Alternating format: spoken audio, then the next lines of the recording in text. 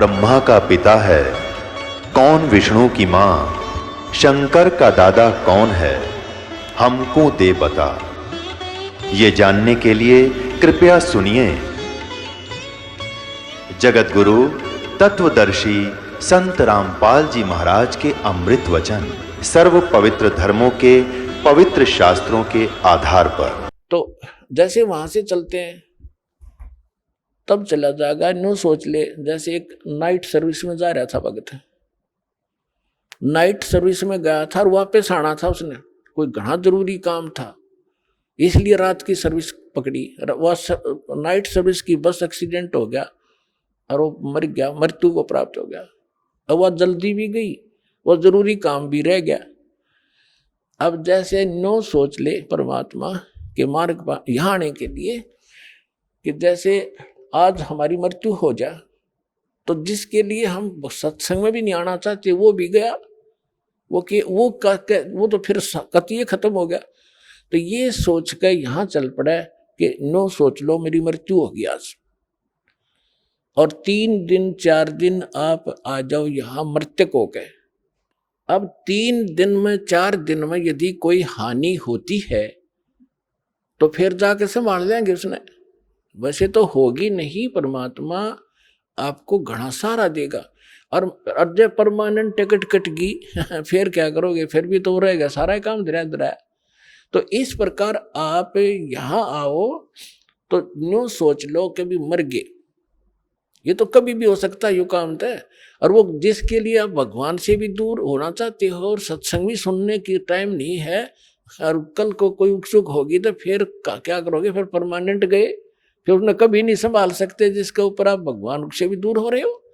तो यहाँ बताते हैं आप नो सोच लो 3 दिन मर गए, 3 दिन के बाद क्यों बिगड़ेगा तो फिर संभाल लेंगे अपना 2 महीने फालतू करके, उसको फिर सेट कर देंगे और परमात्मा साथ देगा आपको। ये विश्वास करना, आपको राहत थोड़े से दिन में दिखाई देगी। जैसे आपने आज कोई बीज बोया है, आम की गुठली, अब वो बोई है, सही बीज है, आपका प्रोसेस ठीक है उसको उपजाने का, तो उसका टाइम लगेगा थोड़ा अंकुर भी आने में। तो कबीर साहब कहते हैं धीरे धीरे रे मना, धीरे सब कुछ हो, माड़ी सींचे सौगड़ा, समय आई फड़ो। तो टाइम दो भगवान ने थोड़ा सा, और फिर देखना आपके पड़ोसी भी देखा करेंगे इनके क्या आ गया, ये सब कितना हो इनके घर में धन है, कहाँ से बरकत हो रही है, ये काम भी करते ना दिखते, रोज सत्संग में खड़े रहते हैं।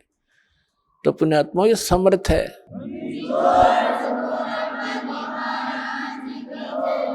तो क्या बताते हैं कि असंग जन्म तन मरत्या होगे, जीवित क्यों ना मरे रे, और दवा 10 दर मद महल मठ बोरे, बहुर ना दे धरे रे।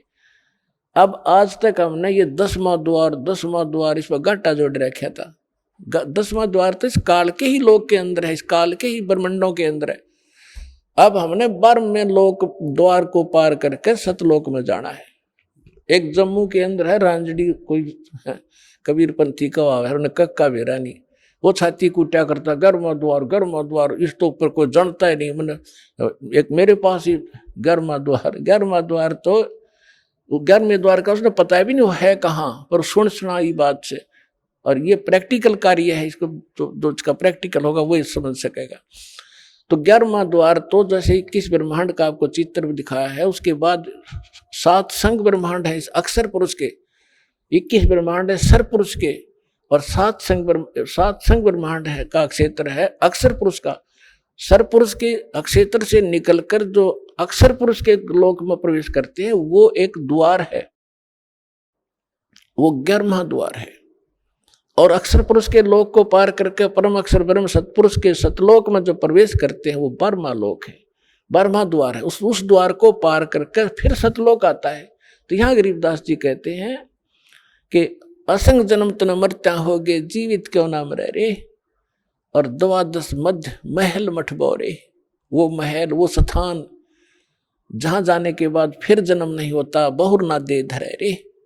फिर क्या बताते हैं कि दोजक बहिष्ठ सभी देखे राजपाट के रसिया, और 3 लोक से तिरपत नाही यो मन भोगी खसिया।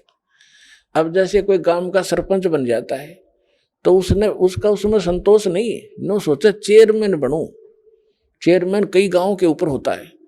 चेयरमैन बनने के बाद वो अच्छी नमस्ते करनी है घने हो जाए उसको, तो इन्होंने सोचा एमएलए बनो। जब बात बने एमएलए बनने के बाद उसने न्यू चिंता बनाया है कि मैं मंत्री बनूं ताकि मैं वाह वाह हो। और मंत्री बनने के बाद फिर उसकी ये टेंडेंसी बन जाती है कि अभी मुख्यमंत्री बनूं। जब बात बना अभी पराधीन ही हूं मैं। और मुख्यमंत्री बनने के बाद इन्होंने सोचा प्रधानमंत्री की पोस्ट मिला जब जी साहब है, इतना मृत्यु हो जा भाई गधा बना पावे। तो परमात्मा कहते कि द्वजक भिष्ट सभी ते देखे राजपाट के रसिया, और 3 लोक भी दे देना इस मन पापी को। इसका संतोष नहीं है आपकी दुर्गति कराने के लिए। कहते 3 लोक से तृप्त ना ही ये मन भोगी खसिया। फिर क्या बताते हैं, सतगुरु मिले तो इच्छा मेटे पद मिल पदे समाना। सतगुरु मिले तो ये इच्छा मिटावे यहाँ की बकवादों की, इस गंदे लोग का शीशा सामने करके दर्पण दिखा देगा। सतगुरु मिले तो, सच्चा संत मिले तो इच्छा मिटे और पद मिल पदे समाना। जैसे गीता अध्याय नंबर 15 के श्लोक नंबर 4 में कहा है कि तत्वदर्शी संत की प्राप्ति के उपरांत परमेश्वर के उस परम पद की खोज, परम पद की खोज करनी चाहिए, जहां जाने के बाद साधक फिर लौट कर संसार में नहीं आते। अब ये सूक्ष्म वेद उस गीता और वेद और इनके ज्ञानों से भी परम गूढ़ ज्ञान है इसके अंदर। इसमें क्या बताया गरीबदास साहिब जी ने कि सतगुरु मिले तो इच्छा मिटे और पद मिल पदे समाना। पद, पद माने पद्धति, ये कोड वर्ड है संतों के। एक राइट यानी करेक्ट, एक्यूरेट और सही जो पद्धति मिलेगी, भक्ति की विधि मिलेगी, वो पद मिले। पद मिल पदे समाना। फिर कौन से पद में समा जाओगे, जहां जाने के बाद साधक फिर लौटकर कभी संसार में नहीं आते। सतगुरु मिले तो इच्छा मिटे, और फिर सतगुरु मिलेगा तो वो पद्धति भी सही बताएगा, और जिस पद्धति से फिर वो परम पद प्राप्त होगा, जहां जाने के बाद साधक फिर लौटकर कभी संसार में नहीं आते। सतगुरु मिले तो इच्छा मिटे पद मिल पदे समाना, और चल हंसा उस लोक पठाऊं। गीता अध्याय नंबर 18 के श्लोक नंबर 62 में कहा कि परमेश्वर अर्जुन तू सर्वभाव से उस परमेश्वर की शरण में जा, उसकी कृपा से तू परम शांति को और उस सनातन शाश्वत स्थान को, सनातन परम धाम को प्राप्त होगा, अमर धाम को प्राप्त होगा। सतगुरु मिले तो इच्छा मिटे पद मिल पदे समाना, और चल हंसा उस लोक पठाऊं, जो आदि अमर स्थान है, जो शाश्वत स्थान है। फिर वहां क्या सुख है, 4 मुक्ति जा चंपी करती माया होरी दासी। ओए होए, जो यहाँ की चौथी मुक्ति है वो भी नाशवान है, लेकिन वहां तेरे चरणों में सदा सुख उससे भी अधिक पड़ा रहेगा। तेरे हाजिर नौकर की तरह खड़े रहेंगे ये सुख। 4 मुक्ति जा चंपी करती माया होरी दासी, दास गरीब अभय पद पर से वो मिले राम अविनाशी। ओए होए, परम अक्षर उत्तम पुरुष तु अन्य परमात्मा इति उद्धारते, ये लोग तरम आविश्य विवर्ती अवैश्वर। कहते वो अविनाशी परमात्मा मिलेगा, और 4 मुक्ति तेरे चरणों में सदा पड़ी रहा करेंगी। तो वो साधना इस दास के पास से उपलब्ध करो और अपना कल्याण कराओ। बोलो सतगुरुदेव की।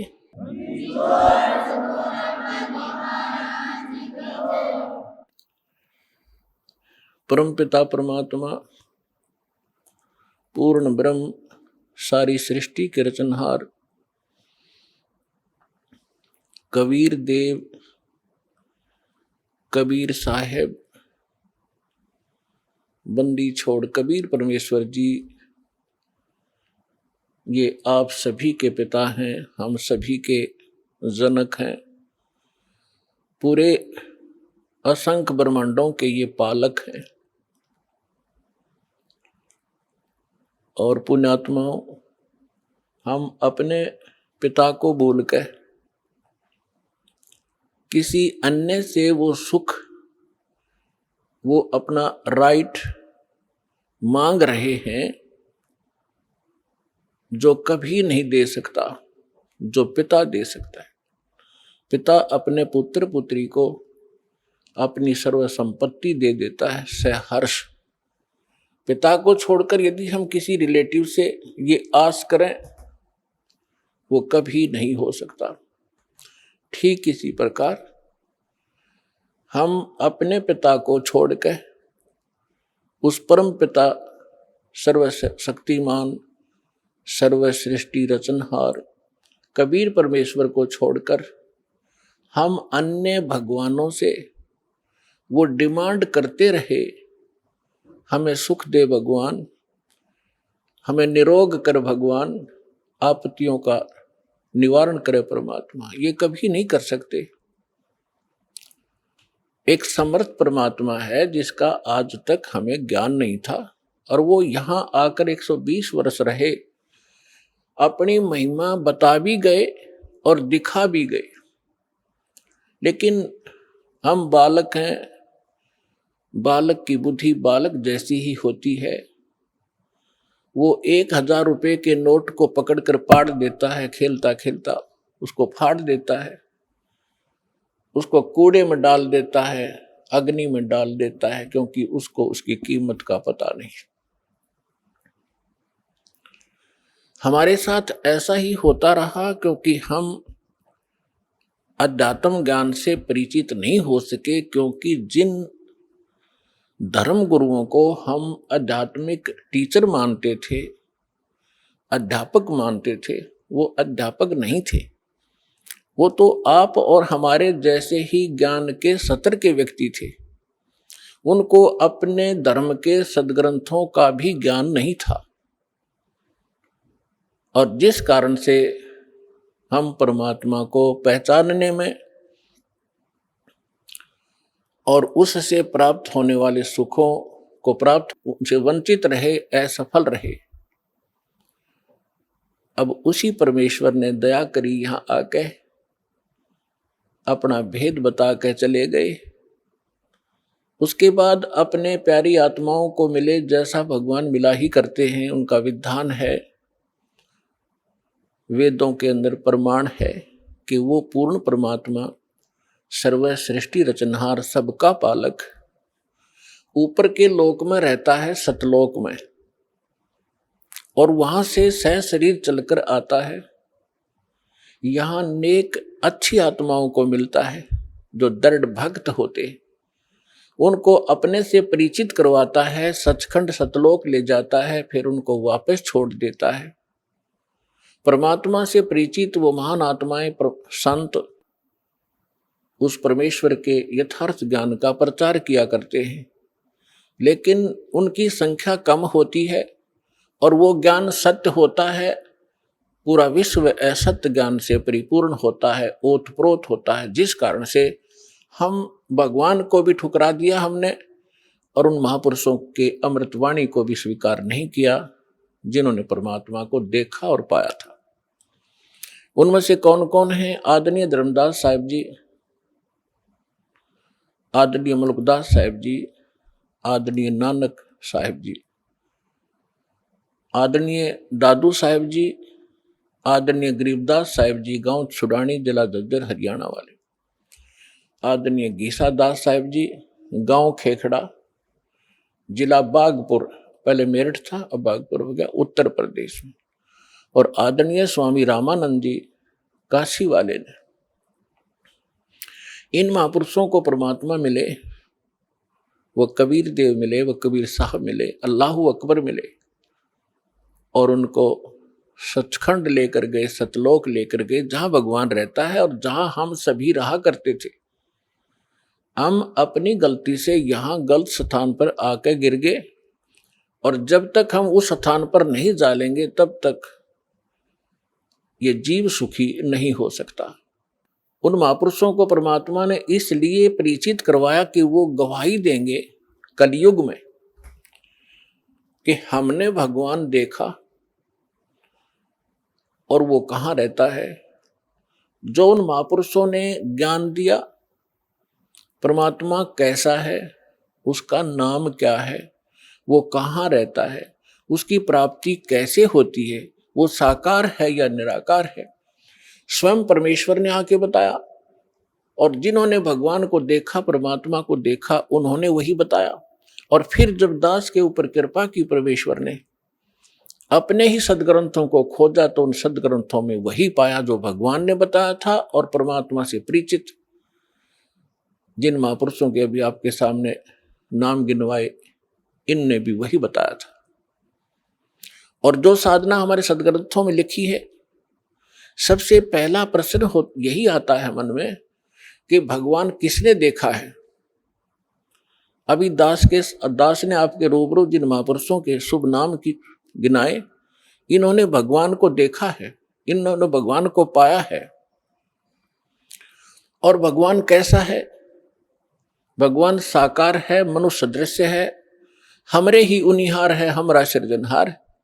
हमारा भगवान हमारे ही जैसी उनिहार का है, यानी मनुष्य दृश्य ही है, लेकिन उसके सामर्थ्य में और जीव के सामर्थ्य में दिन और रात का अंतर है। वो सर्वशक्तिमान है, सर्वसृष्टि रचनहार है, सबका पालक है, लेकिन है मनुष्य जैसा ही। फिर तीसरा आता है कि परमात्मा मिलता कैसे है। जैसे ज्ञान भी हो जाएगा, भगवान ऐसा है, भगवान वहां रहता है, परमात्मा ये सुख देता है, जब तक उसका समाधान नहीं मिला, उस स्थान को पाने की विधि प्रॉपर नहीं मिली, तो ज्ञान भी व्यर्थ है। तो अब वो साधना कौन सी है जिससे वो स्थान प्राप्त होगा, जो श्रीमद् भगवत गीता अध्याय नंबर 18 के श्लोक नंबर 62 में, गीता अध्याय नंबर 15 के श्लोक नंबर 4 में वर्णन किया हुआ है कि अर्जुन तू सर्व भाव से उस परमेश्वर की शरण में जा। गीता ज्ञान दाता अपने से अन्य किसी समर्थ परमात्मा की शरण में जाने के लिए अर्जुन जी को कह रहा है, और उसकी शरण में जाने से ही तो परम शांति को और शाश्वत स्थान को, शाश्वत स्थान मीन जिसका कभी नाश ना हो, सत्यलोक, अविनाशी लोक, अमर लोक को प्राप्त होगा। और गीता ज्ञानदाता अपने विषय में कहता है, गीता अध्याय नंबर 2 के श्लोक नंबर 12 में, गीता अध्याय नंबर 4 के श्लोक 5 और 9 में, गीता अध्याय नंबर 10 के श्लोक नंबर 2 में, कि अर्जुन तेरे और मेरे बहुत जन्म हो चुके हैं, तू नहीं जानता, मैं जानता। इससे सिद्ध है कि गीता ज्ञानदाता अविनाशी नहीं है, और इसके साधक भी फिर अविनाशी स्थान प्राप्त नहीं कर सकते। गीता ज्ञानदाता 8वें अध्याय के 13वें श्लोक में गीता जी में कहता है कि अर्जुन मुझ ब्रह्म का केवल एक मंत्र है, और इसकी जो साधना करता है अंतिम सांस तक, मरते दम तक, वो इस ओम से मिलने वाली परम गति को प्राप्त होता है। ओम से मिलने वाली परम गति कौन सी है? ब्रह्मलोक। ओम ब्रह्म का मंत्र है, ओम के जाप से ब्रह्मलोक प्राप्त होता है। गीता अध्याय नंबर 8 के श्लोक नंबर 16 में स्पष्ट किया है कि ब्रह्मलोक में गए हुए प्राणी भी पुनर्वृत्ति में हैं, वो भी फिर जन्म और मृत्यु के इस चक्कर में गिरे ही रहते हैं। गीता अध्याय नंबर 15 के श्लोक नंबर 4 में कहा कि अर्जुन तत्वदर्शी संत की प्राप्ति के उपरांत परमेश्वर के उस परम पद की खोज करनी चाहिए, जहां जाने के बाद साधक फिर लौटकर कभी संसार में नहीं आते। और जिस परमेश्वर ने सब ब्रह्मांडों की रचना की है, जिससे संसार रूपी वृक्ष की प्रवृत्ति विस्तार को प्राप्त हुई है, यानी संसार रूपी वृक्ष का 15वें अध्याय के अंदर एक एग्जाम्पल है, फॉर एग्जाम्पल, उदाहरण के तौर पे बताया है कि ये सारा संसार समझो उल्टा लटका हुआ संसार तुल्य है, वृक्ष तुल्य है। ऊपर को जड़ तो पूर्ण परमात्मा परम अक्षर ब्रह्म है, जो सबका पालन करता है, पेड़ का पालक मूल होता है, जड़ होती है, और बाकी जितना भी तना डार टहनियां पत्ते उस मूल से ही आहार प्राप्त करते हैं, खुराक प्राप्त करते हैं। तो वो सबका पालक है, और उसी ने सब ब्रह्मांडों की रचना की है, केवल उसी की भक्ति करो। तो पुण्यात्माओं, आपका सौभाग्य है आपकी किस्मत न्यारी है। और जिन पुण्यात्माओं को इस मनुष्य जीव, इस कलयुग के अंदर मानव शरीर प्राप्त है, तो वो बहुत ही पुण्यकर्मी प्राणी है पिछले जन्म जन्मांतर का, क्योंकि इस समय में मानव शरीर प्राप्त करना ये आम आत्मा के संस्कार नहीं है। और उससे भी अच्छी आत्माएं वो हैं जो सतलोक आश्रम बरवाला जिला हिसार में आकर दीक्षित हो रही। धन है उनके माता पिता जिनसे जन्म लिया। यहां आने से आपका मोक्ष होगा, आपके परिवार का मोक्ष होगा, आपके सर्व संकट दूर होंगे।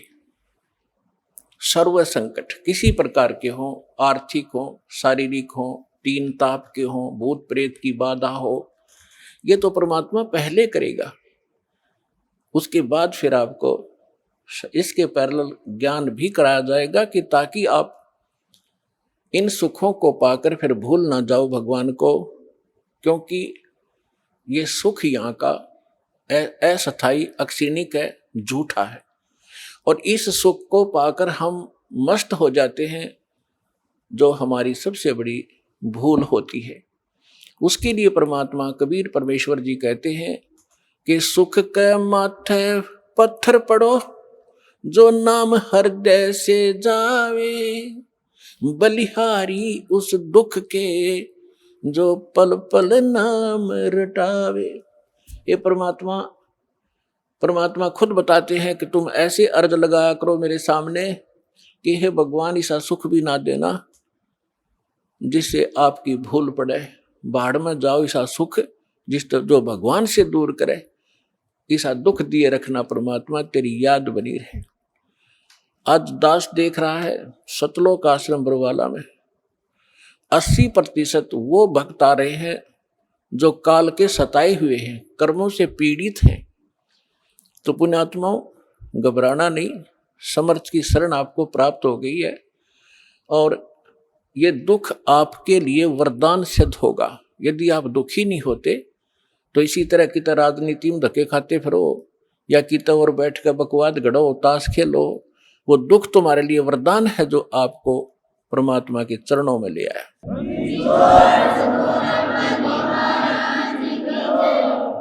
रमता राम जपो रे प्राणी, अब तो सुन ले राम कहानी। रमता राम यानी सर्वव्यापक, जिस परमेश्वर की असंख्य ब्रह्मांडों पर सत्ता है, ओवरऑल कंट्रोलर है, उसका नाम जपो रे प्राणी, अब तो सुन ले वो राम कहानी। अपने आत्माओं, पहले तो आपको राम की डेफिनेशन बताते हैं, डेफिनेशन ऑफ गॉड।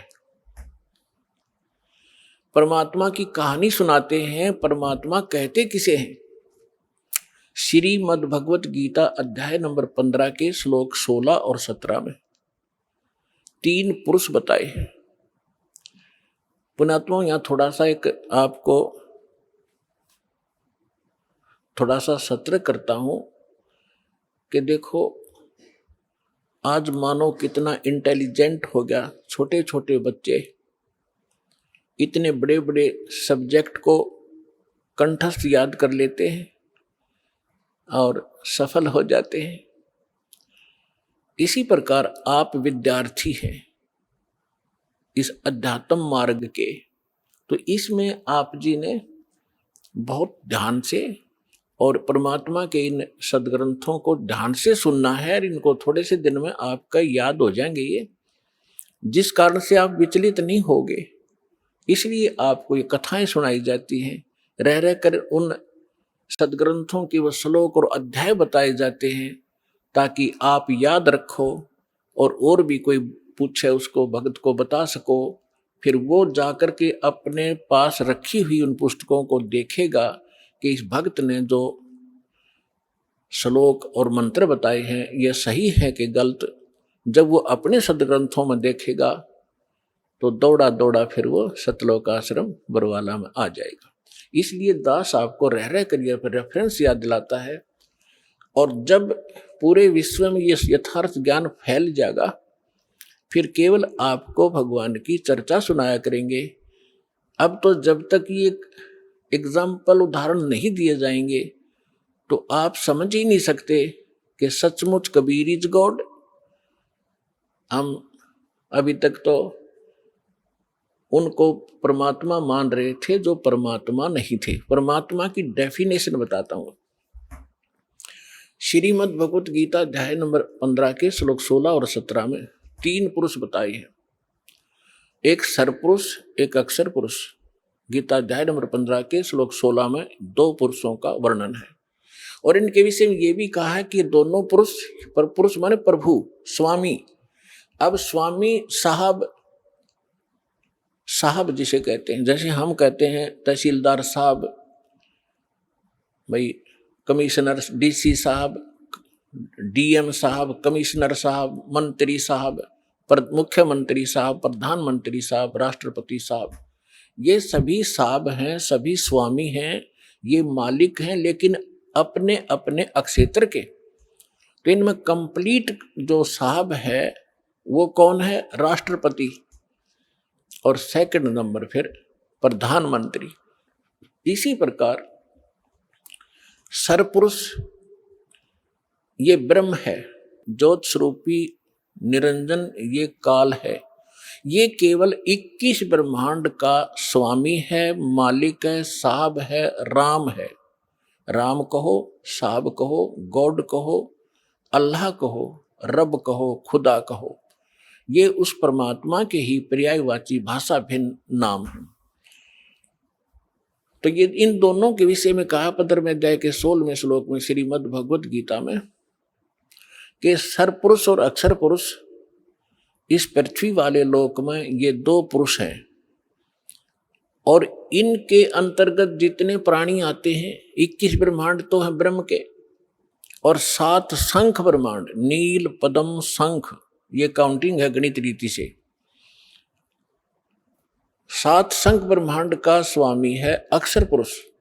वैसे अक्षर का अर्थ होता है अविनाशी, लेकिन ये अविनाशी नहीं है, ये चिरस्थायी है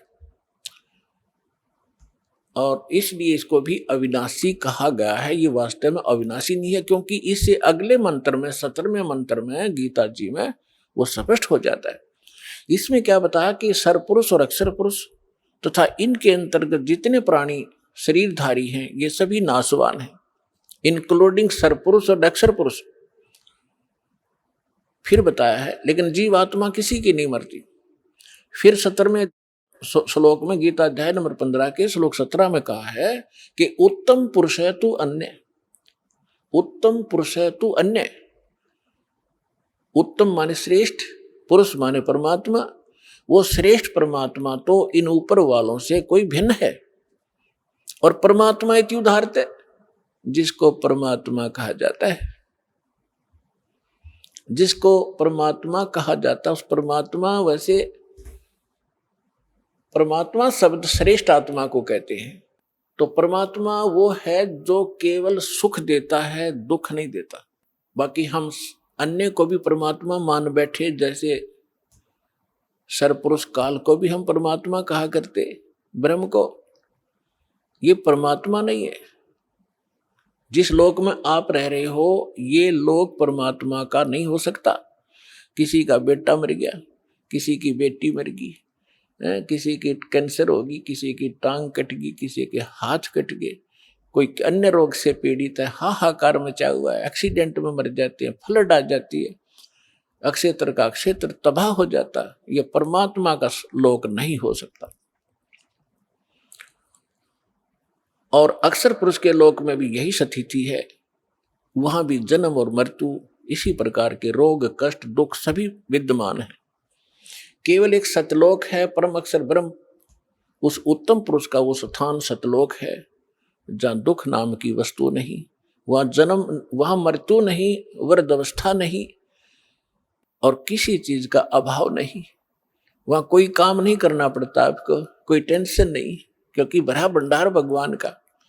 अब जैसे ये सतलोक आश्रम वाला, ये मिनी सतलोक समझ लेना, उसकी रिहर्सल है, उसका एक सैंपल समझो। ये जैसे आप जी यहाँ आते हो यहां आपको कोई टेंशन नहीं, खाने की, रुकने की, नहाने और धोने की। और सारा दिन आप चाहे 1 हफ्ता रुकते हो, 4 दिन रुकते हो, 10 दिन रुकते हो, बना बना भोजन मिलता है, बिछे बिछाए मैट मिलते हैं, ऊपर पंखे चल रहे होते हैं, नहाओ धो, भगवान का भजन करो, चाहे 10 दिन रुको, आपको कोई टेंशन ही नहीं। और ये सतलोक के अंदर ये सुविधा उपलब्ध है। ये काल का लोक है, यहाँ भी हम इतनी सुविधा नहीं उपलब्ध करा सकते परमात्मा के बच्चों को, फिर भी हमारा जितना सामर्थ्य है कोशिश खूब करते हैं, क्योंकि सतलोक आश्रम बरवाला में आम आत्मा नहीं आ सकती, परमात्मा की विशेष लाडली आत्मा ही पहुंच पाती है। भले ही वो दुखी है चाहे सुखी है, फिर यहाँ सुखी करेगा उनको। इसलिए हम संभव कोशिश करते हैं इनको कोई कष्ट ना हो। हम तो दास हैं उस परमपिता के, और उस आप उस भगवान के समर्थ के बच्चे, आपके लिए हम फिर भी संभव कोशिश करते हैं जितनी हमारा सामर्थ्य है कि किसी प्रकार का इनको कोई कष्ट ना हो। तो कहने का तात्पर्य है कि जितना समय आप यहाँ बिताओगे, ये आपका समय और ही तरह का होता है। यहाँ से जाते ही आप देखना, आश्रम से निकलते ही आपको कितनी टेंशन घेर लेती है, वो करना है, वो करना है, वहां जाना, उससे लेना, उसको देना, उसने ऐसे कर दिया। तो हम जब से सतलोक से निकले, हमारे साथ या बीमारी उसी समय चली गई। अब हमने वही जाना है जहां कोई अभाव नहीं, वहां फलदार सदाबहार वृक्ष हैं, सदाबहार मेवे हैं। जैसे जंगल में आपने देखा होगा शामक खड़ा रहता है, पहले पुराने समय में तो बहुत ज्यादा फलदार वृक्ष होते थे, कहीं पर कुछ लग रहा है, कहीं पर कुछ फल लगे हुए हैं, खाओ तोड़ो खाओ बैठ के ठाट से। तो वहां सतलोक के अंदर आपको कोई काम नहीं है और सब चीज उपलब्ध है। तो कहने का भाव यह है कि वो सतलोक है उस परम पिता परमात्मा का, और वो भगवान परमात्मा है। अब यहां बताया है, रमता राम जपोरे प्राणी, अब तो सुन ले राम कहानी। अब हम राम शब्द से कहाँ हम अपने दिमाग की सुई ले जाते थे। श्री रामचंद्र जी सन ऑफ राजा दशरथ, अयोध्या का राजा। हम जब राम शब्द हमारे हृदय में आता था, हमारे धर्म गुरुओं ने हमें ऐसा गलत फीड कर दिया था कि राम नाम आते ही वो धनुष बाण लिए हुए श्री रामचंद्र दिखाई देते थे। देखो, अब राम समझना हमने राम की डेफिनेशन समझनी है। अभी आपको बताया था कि जैसे तहसीलदार भी साहब है, कमिश्नर भी साहब है, ये सभी साहब हैं, मंत्री, मुख्यमंत्री, प्रधानमंत्री, राष्ट्रपति, सारे साहब हैं, लेकिन ये अपने अपने सत्र के साहब हैं। और इनमें जो समर्थ साहब है वो राष्ट्रपति, प्रधानमंत्री जी हैं। इसी प्रकार रामचंद्र जी ये श्री विष्णु समझो, सतोगुण विष्णु। और विष्णु जी की कितने राम हैं, कितने मालिक हैं, कितने पुरुष हैं, कितने प्रभु हैं, कितने देव हैं। ये केवल एक सतोगुण प्रधान परमात्मा, सतोगुण प्रधान भगवान राम है ये।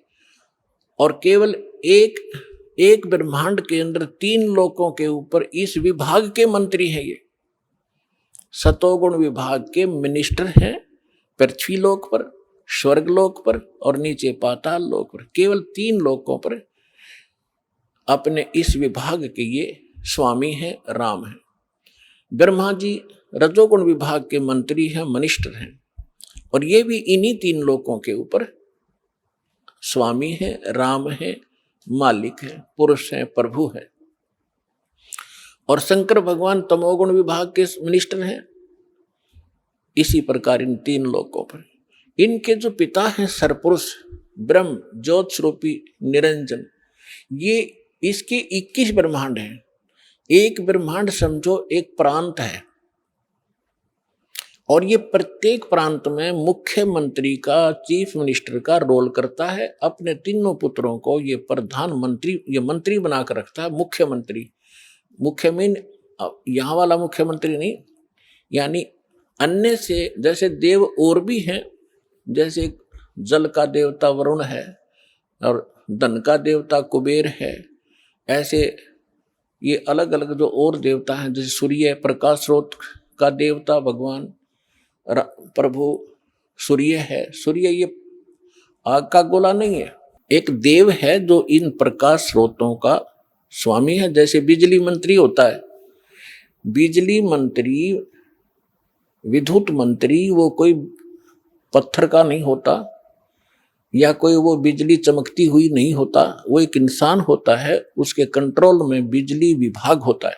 इसी प्रकार सूर्य देव ये नहीं है जो सूर्य चमक रहा है, इनके ऊपर कंट्रोलर है सभी सूर्यों पर। इस ब्रह्मांड के अंदर भी कई सूर्य हैं, एक नहीं। और ऐसे ऐसे बहुत से और भी प्रकाश स्रोत हैं चंद्रमा की तरह, तो उन सब का कंट्रोलर वो है। ऐसे तो कहने का भाव ये है कि ये केवल 21 ब्रह्मांड का स्वामी है सरपुरुष, और अक्षर पुरुष 21 ब्रह्मांड 7 संग ब्रह्मांड का राम है, 7 संग ब्रह्मांड का स्वामी है, मालिक है। और परम अक्षर ब्रह्म पूर्ण परमात्मा उत्तम पुरुष है तू अन्य, वो कबीर देव जो है परम अक्षर ब्रह्म, वो असंख्य ब्रह्मांड का राम है, मालिक है, स्वामी है। तो अब क्या बताते हैं, रमता राम जपो रे प्राणी, अब तो सुन ले राम कहानी। कच्छ मच्छ कूरम ना होते, धौल धरनी नहीं ध्यानी। चंद सूरज दो दीपक ना थे पवन और पानी। भाई कच्छ मच्छ ये कूरम ना होते, धौल धरनी नहीं ध्यानी।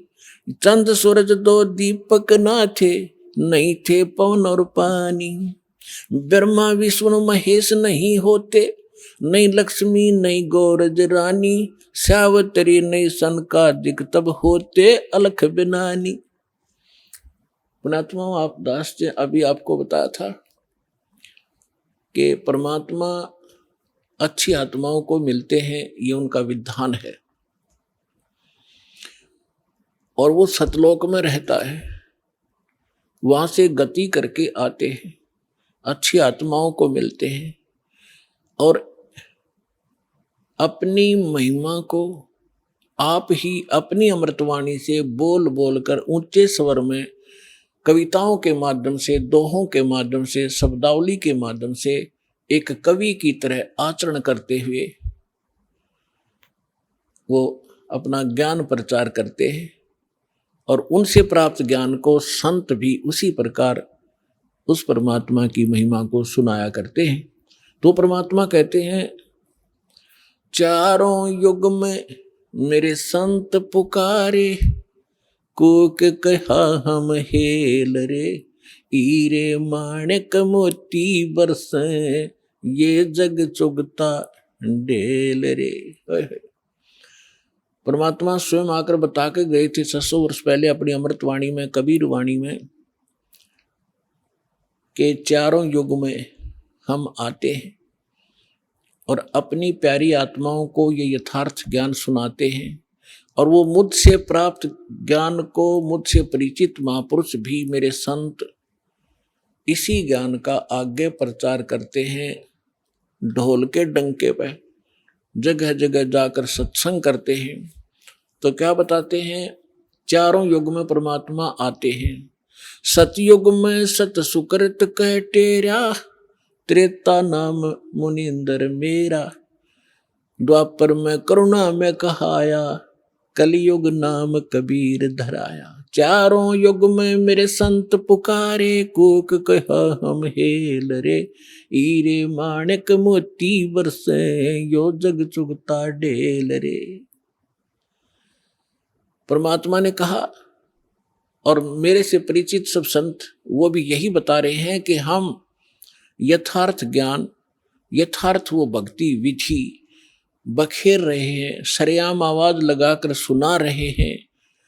आप हमारे इस ज्ञान को ना सुनकर जो हम सत साधना रूपी और सत ज्ञान रूपी हीरे और मोती आपके ऊपर बरसा रहे हैं, आपके सामने डाल रहे हैं, आप ठुकरा कर चल देते हो और आप आन उपासना करते हो अन्य देवताओं की, जो शास्त्र विधि को त्याग कर मनमाना आचरण है, जिसके विषय में श्रीमद् भगवत गीता अध्याय नंबर 16 के श्लोक 23 और 24 में कहा गया है कि शास्त्र विधि को त्याग कर जो मनमाना आचरण करते हैं अर्जुन, उनको न तो कोई सुख होता है, न उनकी सिद्धि होती है और न ही उसको कोई गति होती है, व्यर्थ, यूजलेस।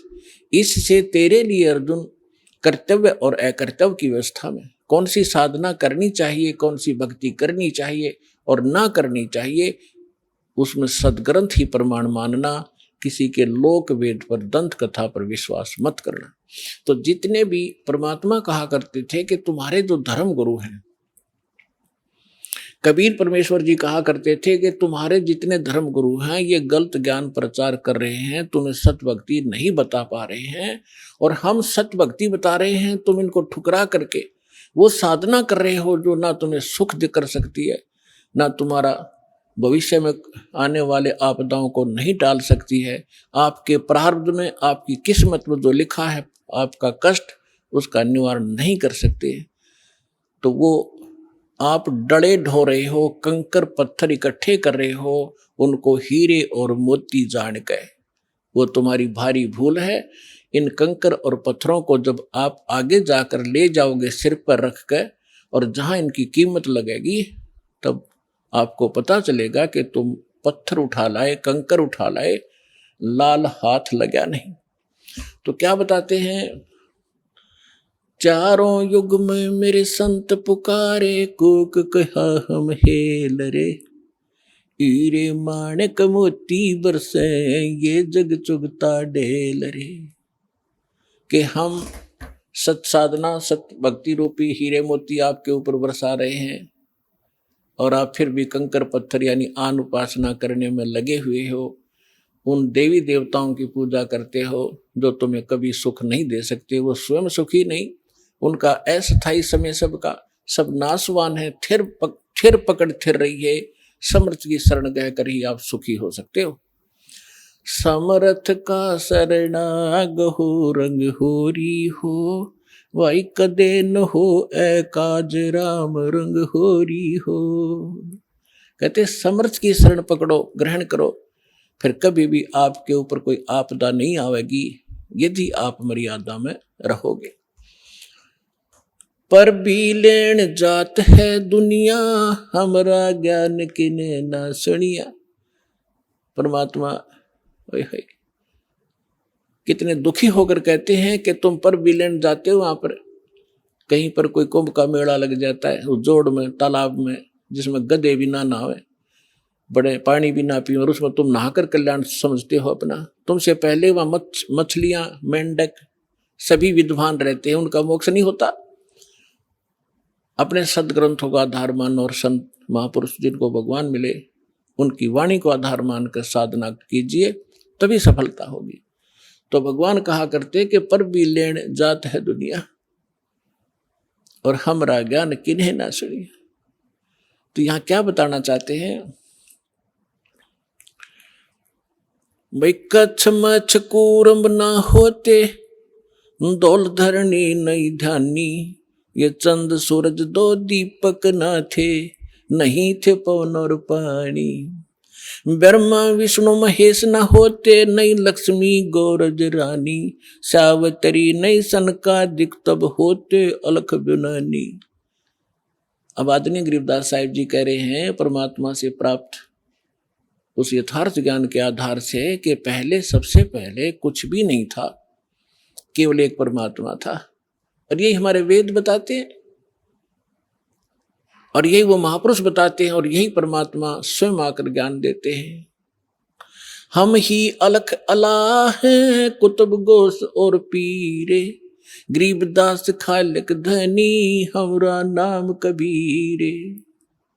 ए स्वामी सृष्टा में सृष्टि हमार तीरे, दास गरीब ऊपर बसूं, अधर बसूं, अवगत सत्य कबीरे। परमात्मा ने स्वयं भी अपनी महिमा बताने की चेष्टा की, पर हम बालक इतने हैं हम परमात्मा को पहचान नहीं सके क्योंकि हम बाल बुद्धि बना दिए इन अज्ञानी संतों, महंतों, मंडलेश्वरों ने, गुरुओं ने।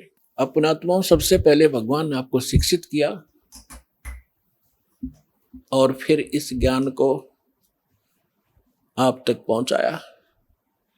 अब जितने भी आप यहां आए हो किसी भी धर्म मजहब से, सबसे पहले आपने ये ज्ञान सुना होगा तो बहुत बुरा लगा था, और आज आपको कैसा लग रहा है कि हे भगवान, अगर पृथ्वी पर ज्ञान है तो ये है ना, सब अज्ञान भरा पड़ा है। तो काल ने इतना ज्ञान ठुकवा दिया हमारे परमात्मा के बच्चों में कि ज्ञान से दूर भाग रहे, विरोध कर जाते हैं, अपना जीवन नाश कर लेते हैं। लेकिन इसलिए परमात्मा ने आपको शिक्षित बनाया। आज बूढ़े से लेकर बालक तक सबको अक्षर ज्ञान है। अगर मान ले कोई बुजुर्ग रह भी रहा कि तक कोण में ना पढ़ जाओ तो उसके पोता पोती और उसके बेटे सारे शिक्षित तो बैठ कर समझाओगे कि नहीं पिताजी ऐसे है, ये सही लिखा है, इसमें गीता से हमने मिला लिया, तो भी मान जाएगा। तो इसलिए मालिक ने इस समय सेलेक्ट किया था कि जब बिचली पीढ़ी आवेगी और कलयुग 5505 बीत जाएगा, तब इस ज्ञान का हम ढोल के डंके पर प्रचार करेंगे और सब बच्चे मेरी शरण में आएंगे, सबका मोक्ष होगा।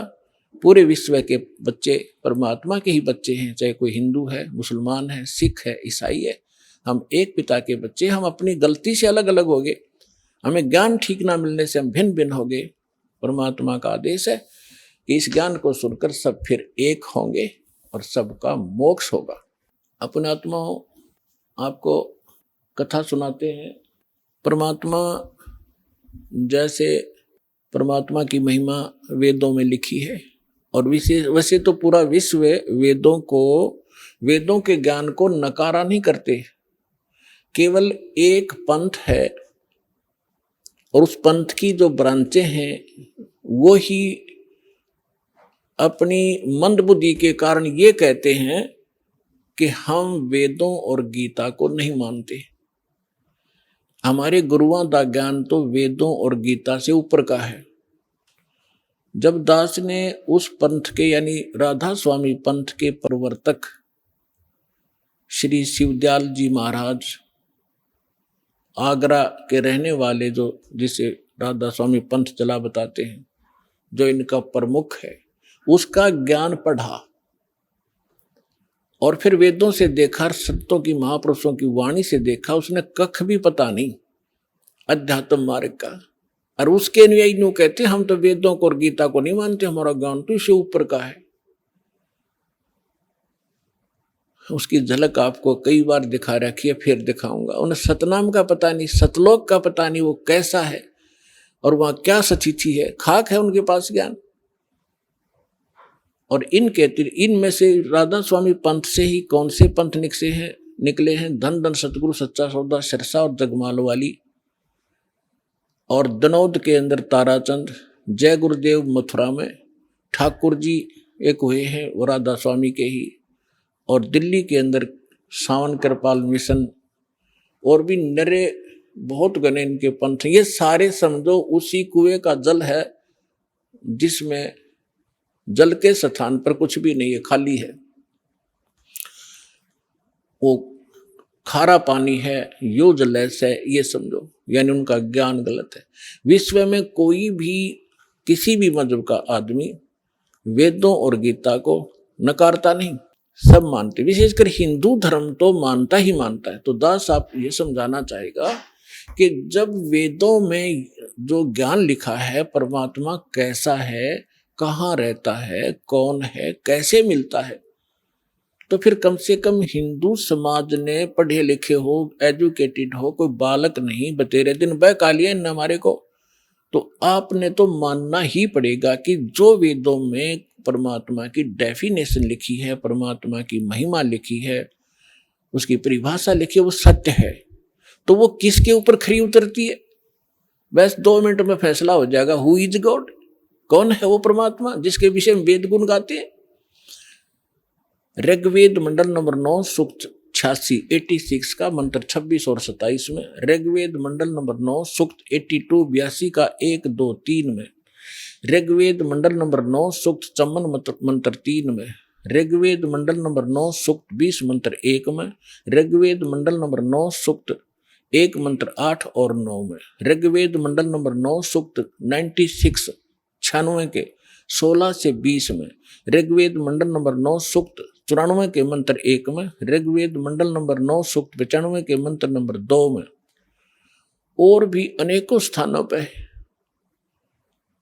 इसमें क्या लिखा है कि वो कबीर देव, कबीर साहब, कबीर भगवान वो ऊपर सतलोक में, अमरलोक के तीसरे भाग में वहां बैठा है, सभी ब्रह्मांडों के ऊपर,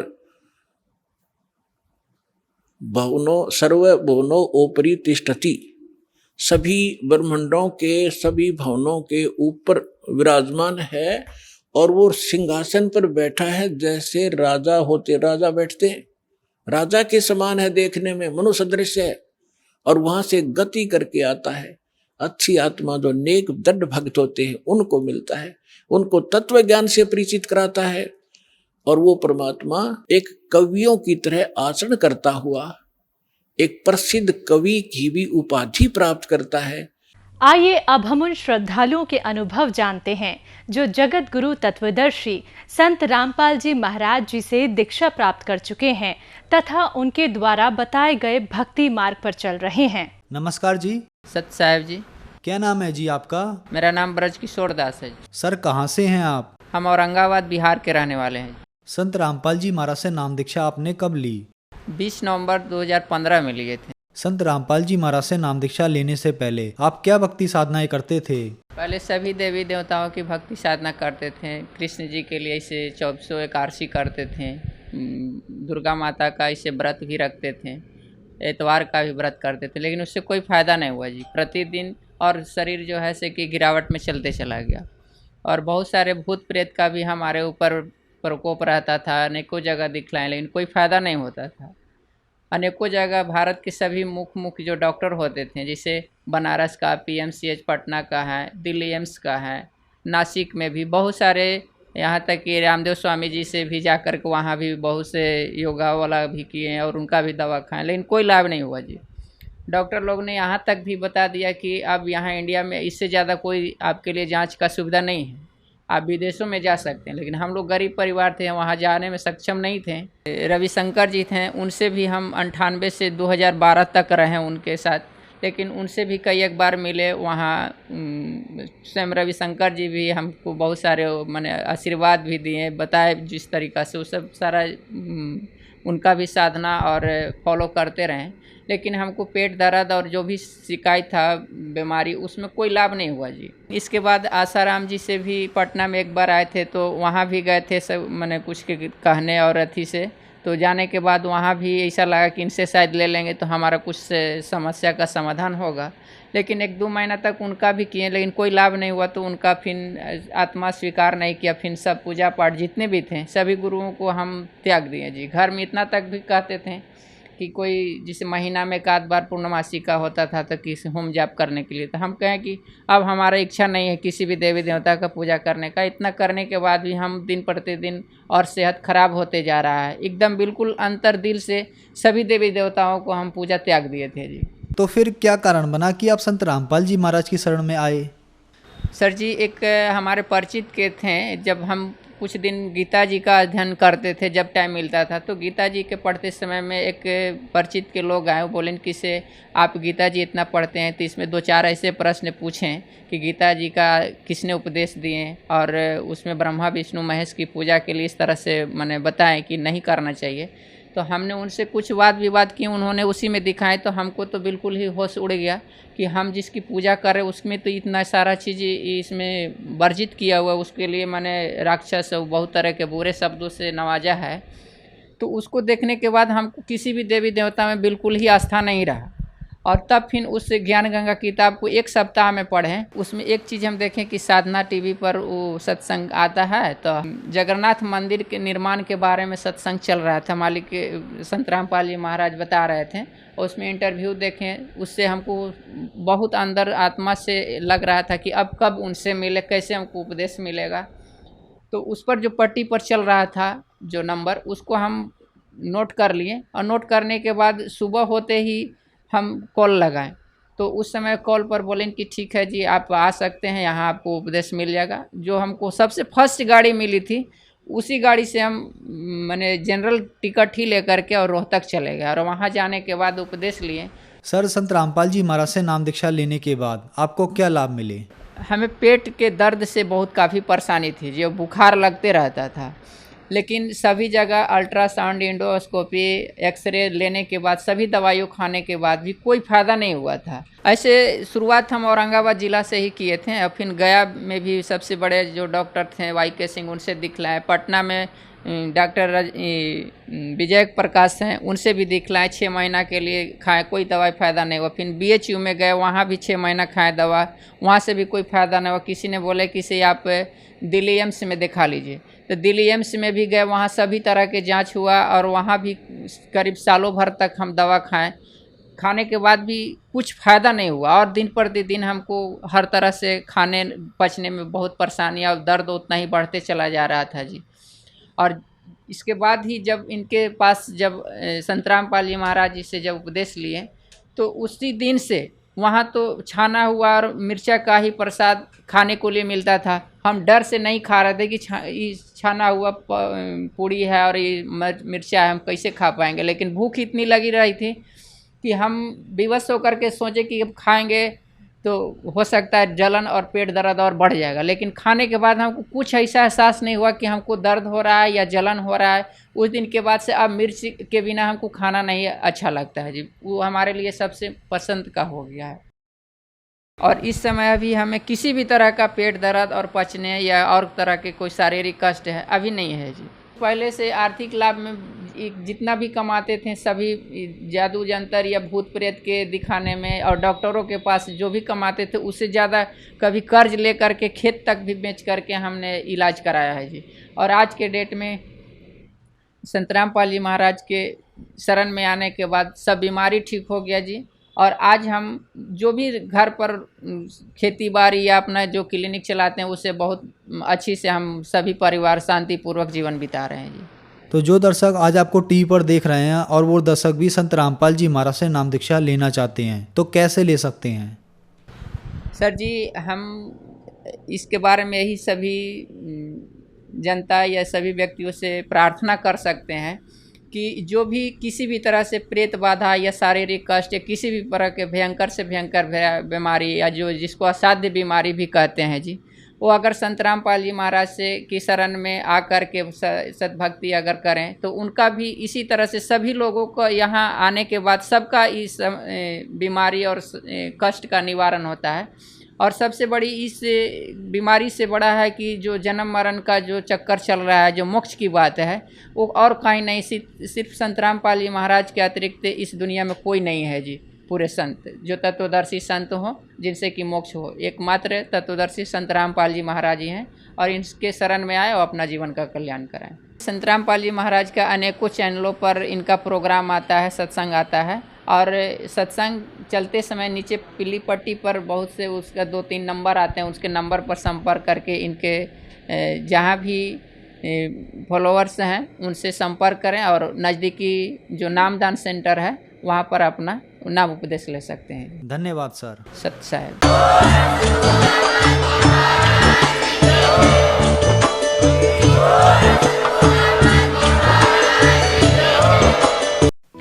आप सुन रहे थे जगत गुरु तत्वदर्शी संत रामपाल जी महाराज के मंगल प्रवचन। अधिक जानकारी के लिए संपर्क करें